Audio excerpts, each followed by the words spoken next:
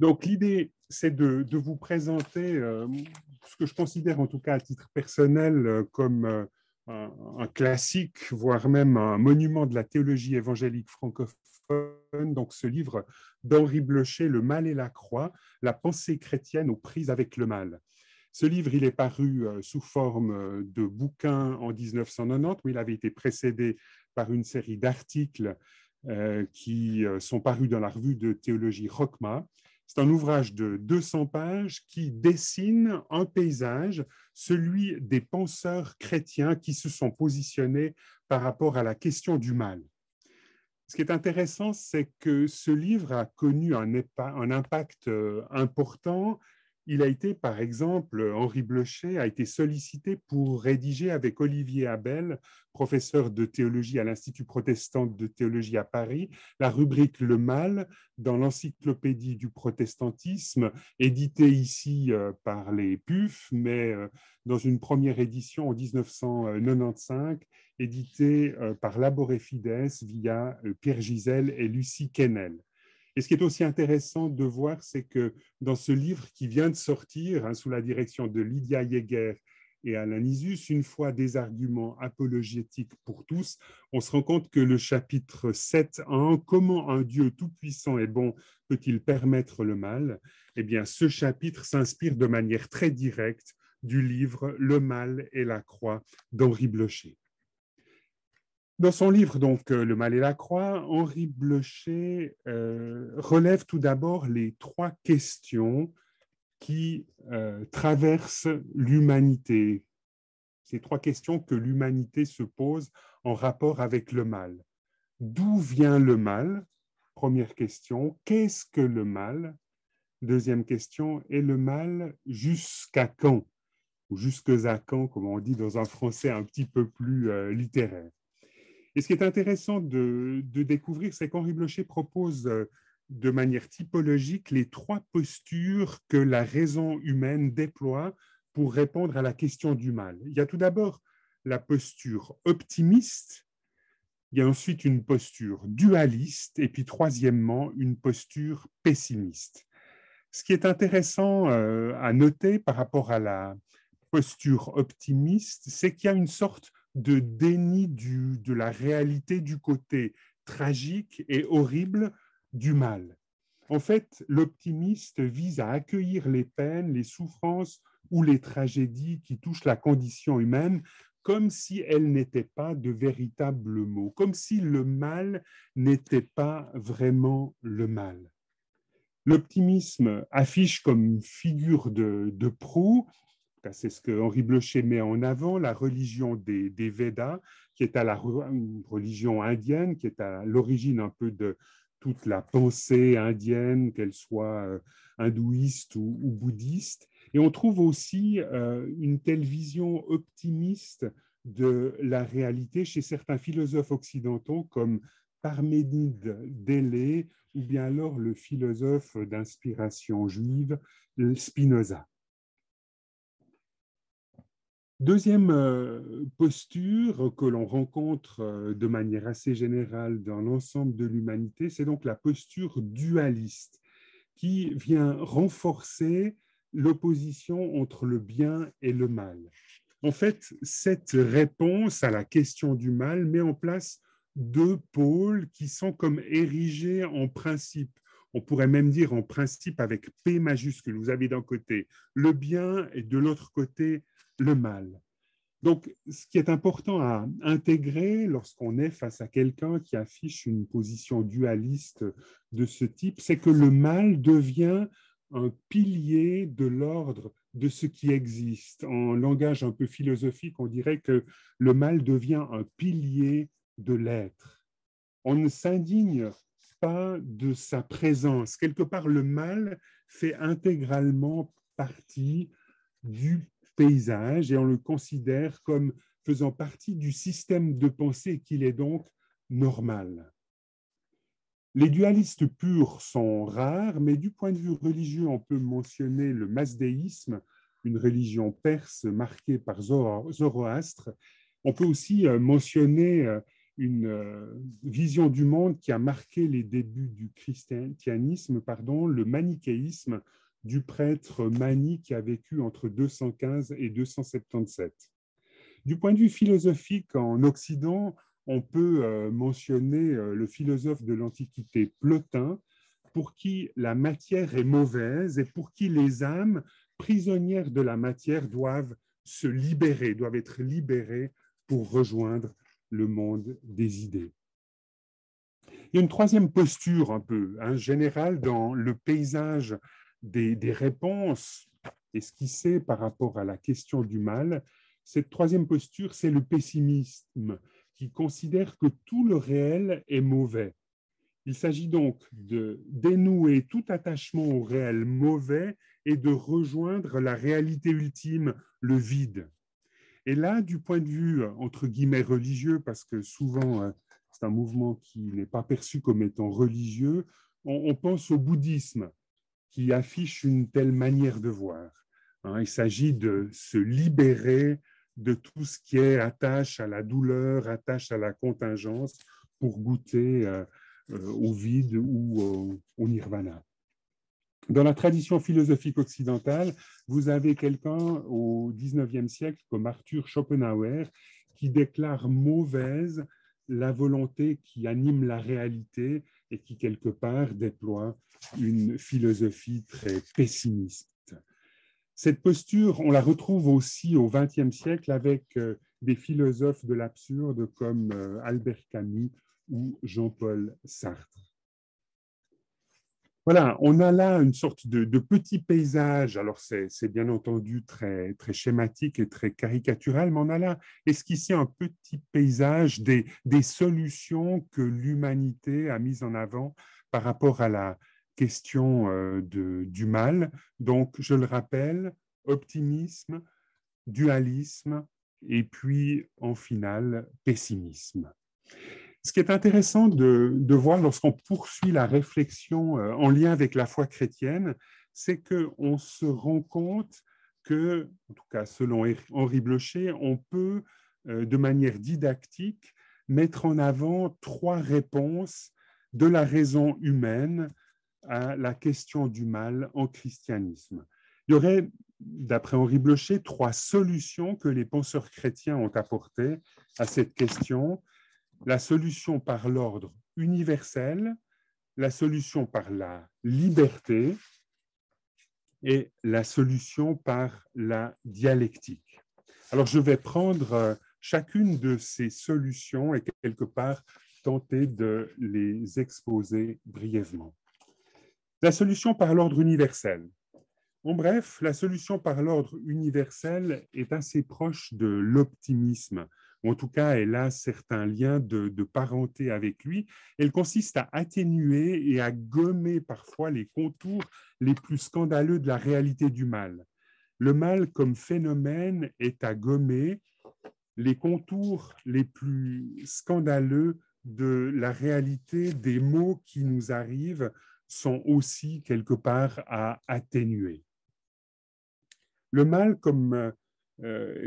est lié à la finitude, donc au caractère fini de notre réalité. Toute créature étant finie, elle n'a pas l'être en plénitude, donc on peut discerner en elle une sorte de manque, une détermination par le néant. C'est une citation là d'Henri Blocher. Et les principaux représentants de cette posture sont, dans le cadre de la tradition philosophique occidentale, Leibniz, on pourrait au XXe siècle mentionner Teilhard de Chardin, et le courant théologique au XXe siècle aussi thomiste, qui s'inspire donc de Thomas d'Aquin. Le principal reproche qui peut être fait à cette posture, c'est le fait que l'on sous-estime la réalité tragique du mal. Le mal fait partie du système de pensée et permet de faire advenir un bien. Alors, lorsqu'on réfléchit à cela en lien avec la Bible, en lien avec l'Écriture, on découvre que la Bible a le mal en horreur. Dieu ne recourt pas au mal pour faire advenir le bien. Alors, on verra quelques nuances à apporter à cette affirmation plus tard, mais c'est quelque chose qu'il importe vraiment d'avoir à l'esprit.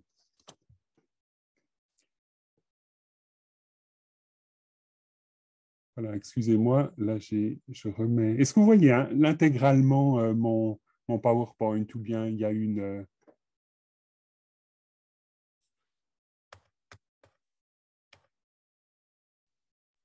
Voilà. Voilà, c'est bon, là on voit le diaporama. Là. Ok, super. Excusez-moi parce que je voulais juste regarder l'heure et puis j'ai modifié quelque chose. Donc, je rappelle, le principal reproche qui peut être fait à cette posture, c'est le fait de sous-estimer la réalité du mal. Et alors, Dieu, la tradition biblique l'affirme de manière très nette, ne recourt pas au mal pour faire advenir le bien, mais il peut l'utiliser de manière indirecte, mais jamais le susciter de manière directe parce que Dieu, fondamentalement, est bon. La posture de la solution par l'ordre universel, finalement, tend à excuser la réalité du mal et à revêtir les horreurs du mal comme une sorte de moyen pour Dieu de parvenir à ses fins. Donc, cette réponse fait l'impasse sur la malignité du mal, sur sa dimension tragique, et finalement, elle élimine le mal du mal. Deuxième solution, c'est celle qui est taxée par Henri Blocher de la solution par la liberté indépendante.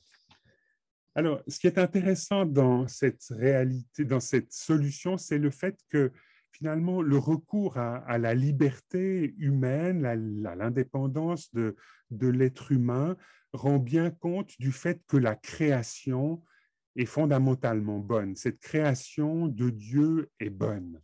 Donc, la réalité du mal n'est pas liée à une sorte d'ingrédient métaphysique, elle n'est pas constitutive de notre monde. Mais il s'agit pour les chrétiens qui se revendiquent de cette solution, donc de cette solution de la liberté indépendante, il s'agit de mettre en place une stratégie où Dieu est exonéré du soupçon de complicité avec le mal. Et ce que ces penseurs mettent en avant, c'est la liberté humaine comme cause première du désordre. Donc, qui dit liberté humaine, selon cette solution, dit qu'il doit y avoir un possible pour le mal. Une créature ne serait jamais libre si elle n'avait pas la possibilité de faire le mal. Et dans ce contexte de valorisation de la liberté individuelle, Dieu doit prendre un risque. Il doit prendre le risque que l'être humain fasse différemment de ce que Dieu souhaiterait. Alors, cette solution respecte la bonté du Créateur et de sa création, je l'ai dit.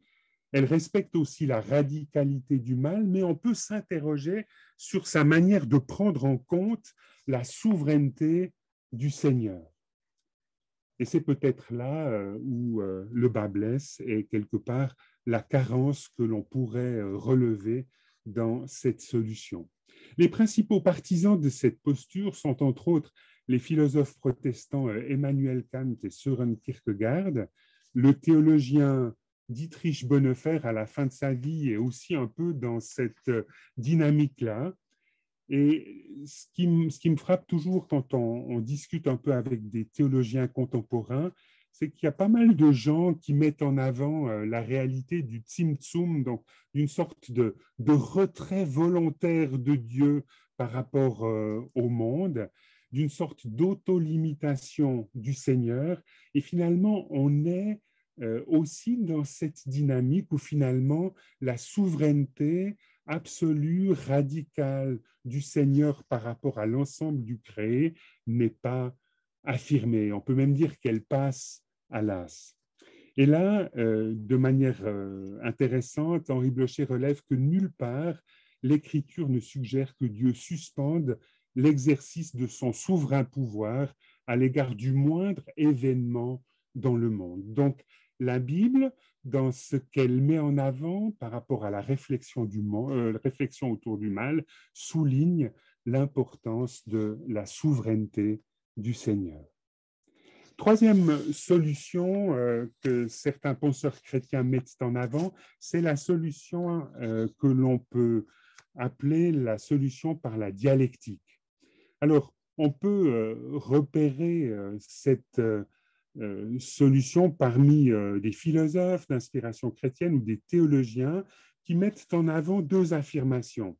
L'une, comme quoi le mal est présent dès l'origine, comme une puissance qui s'oppose au bien.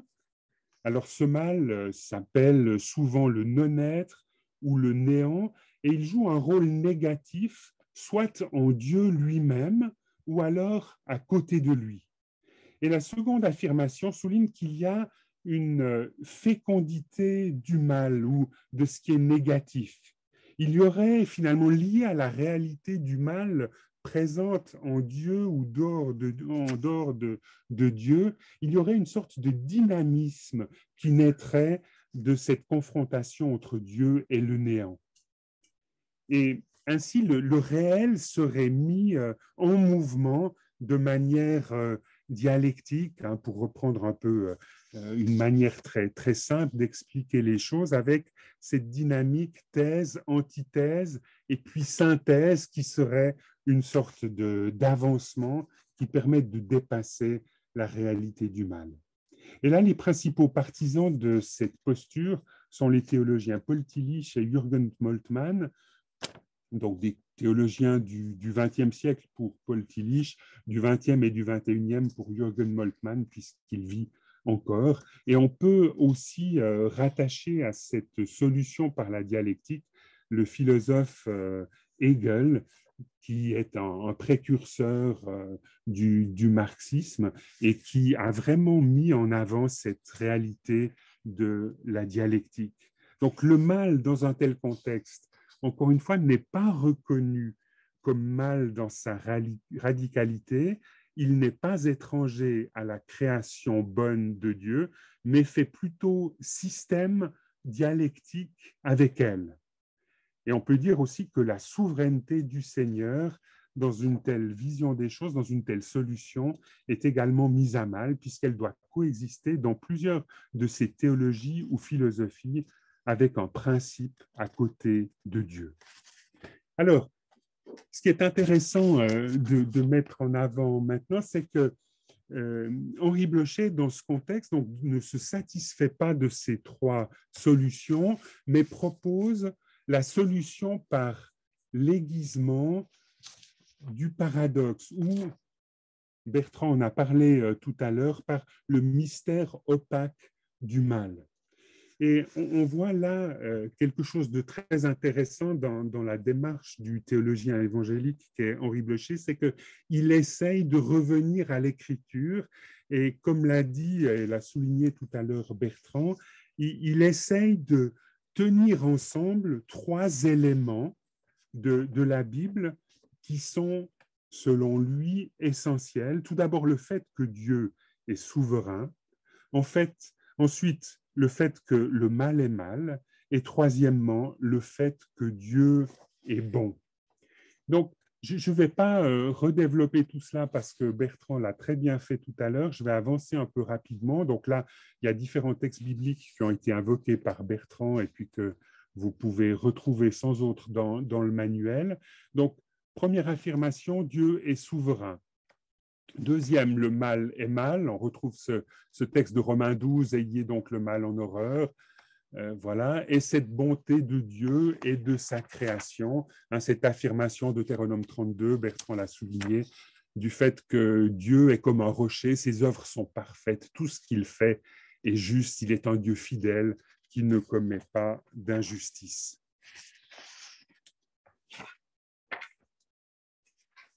Alors, ce qui est intéressant, et je pense que ça vaut peut-être la peine du point de vue un peu didactique d'essayer de vous rappeler de cela, c'est que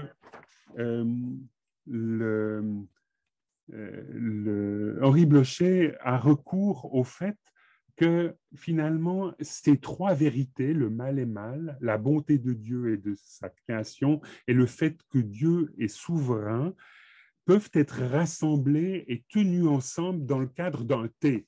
Donc, si vous regardez attentivement, vous avez en face de vous, là sur mon PowerPoint, un T qui, quelque part, nous incite à tenir ces trois affirmations centrales de la tradition biblique, à les tenir ensemble. Alors, pour parler de cela, c'est vrai que Bertrand l'a dit aussi tout à l'heure très bien, c'est que finalement, il y a là une difficulté à penser, une difficulté à tenir ensemble le fait que Dieu est bon, que sa création est bonne, et puis que notre expérience quotidienne fait que la réalité du mal est extraordinairement présente dans notre monde, dans notre vie, et qu'on se demande comment est-ce qu'un Dieu souverain peut pas anéantir cette réalité du mal et libérer d'un seul coup, d'un seul, l'humanité et le monde entier de cette réalité d'un mal, d'une tragédie lancinante qui marque notre condition humaine. Alors c'est vrai que voilà, la tradition biblique par rapport à cela n'offre pas de réponse et que ça constitue une sorte d'écharde dans notre raison. Donc une sorte de difficulté que la foi chrétienne a face à cette question du mal. Donc le parcours biblique que l'on a fait, la Bible ne présente nullement de réponse rationnelle à l'origine du mal, mais elle propose plutôt voilà, quelques pistes qu'il importe de tenir ensemble de manière ferme et résolue. Pour parler de cette écharde dans la raison, Henri Blocher a recours à cette formule, il parle de mystère opaque.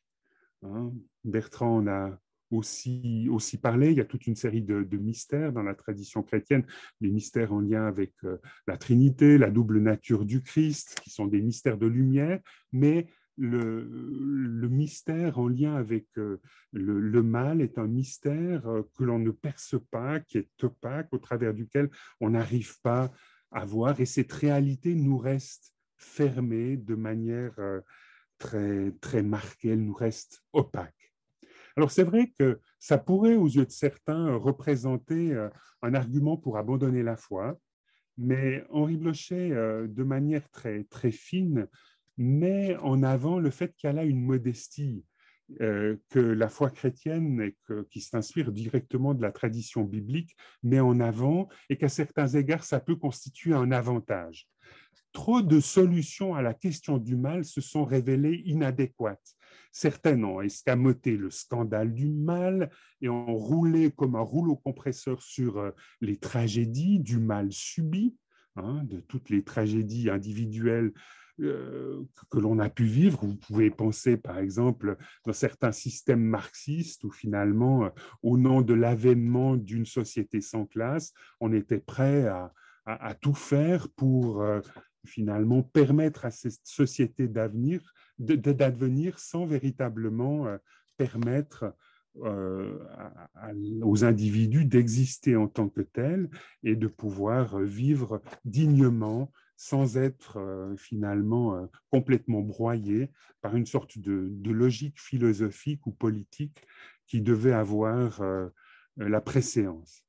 Certaines de ces solutions ont peu fait de cas de la souveraineté de Dieu et se sont trouvées embourbées dans des explications où Dieu se retirait du monde et ouvrait un espace à un autre principe premier qui n'avait aucun sens dans une perspective biblique et qui semblait même ouvrir au dualisme.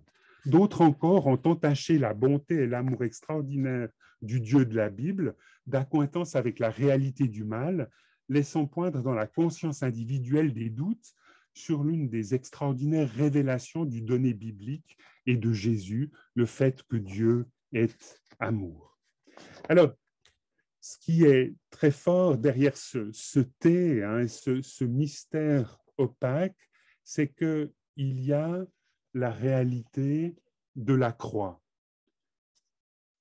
Donc, face au mal, il ne s'agit pas, dans une perspective chrétienne, de parvenir à le comprendre, mais il s'agit de le combattre. Et ce combat est rendu possible tous azimuts si l'on tient ensemble ces trois éléments du thé, le mal est mal, la bonté de Dieu et la bonté de sa création, et le fait que Dieu est souverain.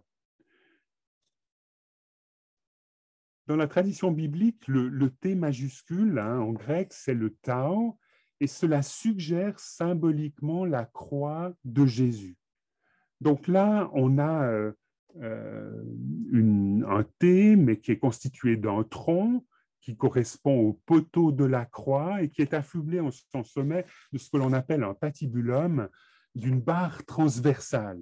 Et c'est très certainement sur cet instrument de torture-là que Jésus a été mis à mort.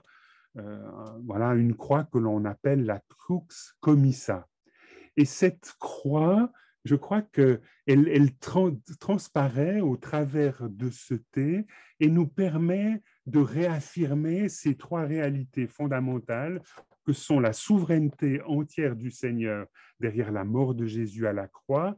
Et là, l'Écriture le dit de manière très belle, tout est arrivé selon le conseil arrêté par Dieu et selon sa prescience, acte 2, 23, parce qu'il fallait que les Écritures s'accomplissent, acte 4, verset 24. Cette croix relève aussi la réalité abominable du péché, puisqu'un juste, Jésus de Nazareth, est mis à mort comme un criminel à cause de la haine d'une population qui voyait l'ordre établi ainsi que ses privilèges mis en cause par sa prédication et ses revendications. Cette croix révèle aussi la bonté et l'amour du Créateur pour ses créatures. À la croix, le Père s'offre lui-même au travers de son Fils unique comme rançon pour le péché et comme agneau de la Pâque pour effacer le péché de l'humanité. Ce faisant, le mal et les puissances maléfiques sont vaincus.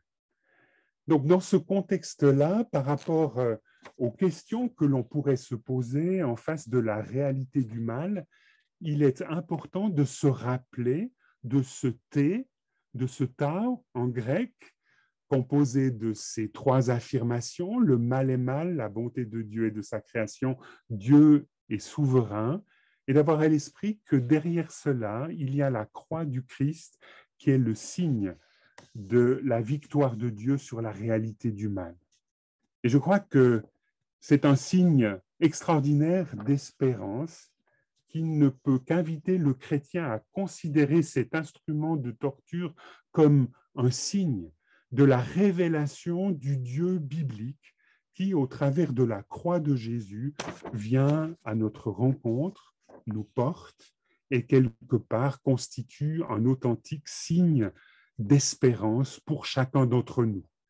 Et là, de manière très belle, Henri Blocher termine ce chapitre où il parle de cela, de ces perspectives bibliques en lien avec la question du mal. Il termine par cette formule « Salue-toi la croix, mon unique espérance ».